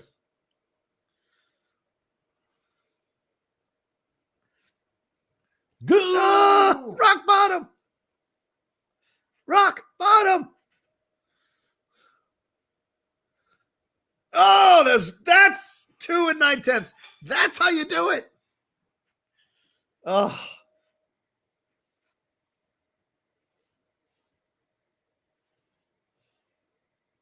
Man, I'm not gonna lie. I ate like a ton of Chinese food today. Feeling You're holding on. Holding on. And by ton, I mean like I had an egg roll and some tofu, not chicken, but it was good. Oh, fuck! Here we go. Why? Okay, hold on. Yeah. Go ahead. Riddle me this: why do we need a ref bump in a no DQ? I know. It's weird. Just so he doesn't get in the way. Oh, ball shot. Also legal. Yes, in a no DQ. Didn't need a referee to go down for any reason.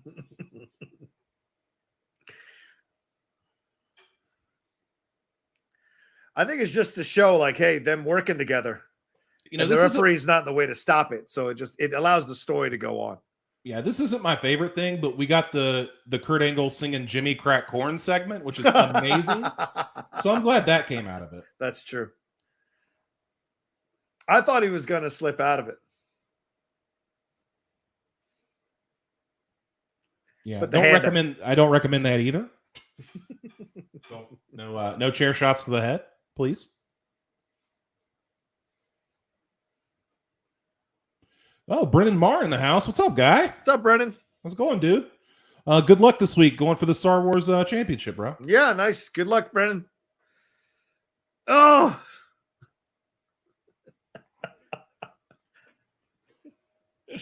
Oh. Yeah, I don't know if I like the ending here as much because it's kind of anticlimactic because they just kind of basically beat him into submission as opposed to some kind of monster move that fully knocks him out, you know? Yeah, this gets a little bit excessive. Yeah. It ain't XPW excessive when Rob Black had a homie get hit by a chair multiple times, but. Rock bottom! Oh, funny side note, at the HorrorCon yesterday, somebody was dressed as Kane. It was amazing. Appreciated that. And Mick Foley was there. Oh, nice. Yeah, he was there. He yanks him in the ring. That's right. I forgot about that. Good Lord. Vince is so awkward. I know. He's no kind of athlete. He's just a big dude. Yeah, definitely not. His son, though, very much an athlete. Yes. There's your extra. 1, 2. When this happened, I was like, oh my God, he's going to win. He's going to fucking win. Because that was the moment. If they were going to put him out, that was the moment. And I don't understand why he kicks out here if all they just do is this anticlimactic. chair bashing here at the end. Well, It I mean, doesn't you make can't sense. keep him. You can't keep him down. Yeah, I guess, but Makes The Rock look strong. Earl, it's no DQ. Fuck off. oh, dude, I did not like that one. Ooh, boy. that was Ouch. juicy. There went 5 years. And I think he kicks out, doesn't he? Yeah, he kicks out.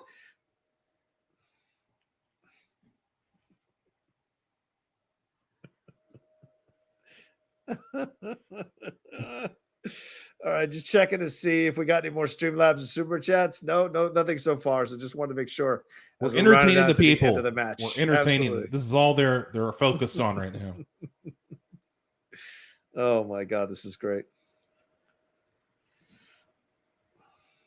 There it is. This is the anticlimactic shit here. He's not even hitting him that hard with the chair. You can tell he's holding up as he's hitting him. That. Ugh, no thanks. Oh, Gimmicked or not, no thank you. yeah.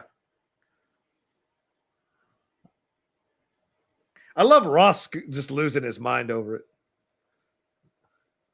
And it's done. God almighty. Austin has made a deal with the devil.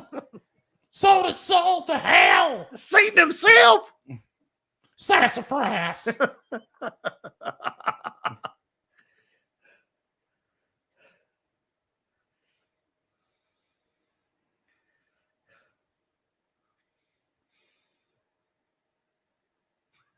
Well, yeah.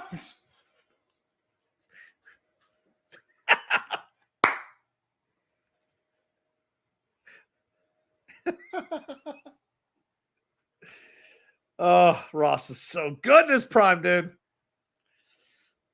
I mean, would you sell your soul for the WWE title? I probably would. I might. With you. I might sell it for the Schmodown title. Oh, fuck. One more time. Well, you'd have to go through what? Mike Kalinowski, the greatest of all time, or whoever the I don't know who the champion is anymore. It ain't Mike Kalinowski. I'll tell you that right now. The greatest of all time? It's Marisol McKee. No, he's not the greatest of all time. Oh, yeah. Sorry. No, it's no disrespect to Marisol. I knew that. Yeah. He's not the greatest of all time? Fuck no. Hasn't he won the most belts in the history of the Who Schmodown? cares? You haven't won. You can. Is someone who's won 27 IC belts the best of all time? 27 IC belts? Yeah, Intercontinental Championships, I or don't is think someone anybody who's ever won has. the top belt multiple times? I don't care what you say. The singles belt is the top belt. Well, usually if you win the IC belt, you're kind of guaranteed to win the world title. So. Yeah, well, he hasn't. We'll see what he does in the tournament. Well, then again, Roddy Piper was considered one of the greatest of all time. He never won the top belt. One of the greatest, sure, not the greatest. You said the greatest. That's true. Don't get me wrong. I love my brother. Yeah, I You mean, don't he's win like the the best singles character in the history of the show. belt. Keep trying, though. Keep trying. I appreciate it. I just like messing with you. I know you do.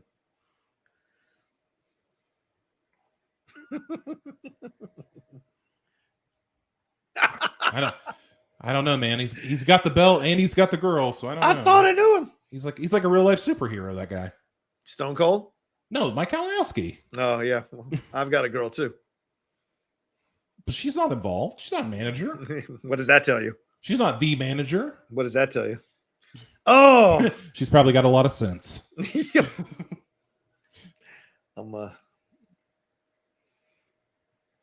Man, I might be in breach of my Skybound contract. I better be quiet. You might be, yeah. I'm retiring. I don't care. I mean, you gonna celebrate with Budweiser? A bunch of Steve Weisers? Yeah, they upped the budget for WrestleMania and got him fucking Budweiser, not Busch Light, whatever shithole they were in that night. What do you got? What do you got at the local 7-Eleven? We got Busch Light. I guess that'll work. Fucking hell. They're out of the cores. Stop it. My friend's wedding, they had Modelo Negro, and I was like, really? Oh my this God. is high class. It's like my favorite beer. High class beer here.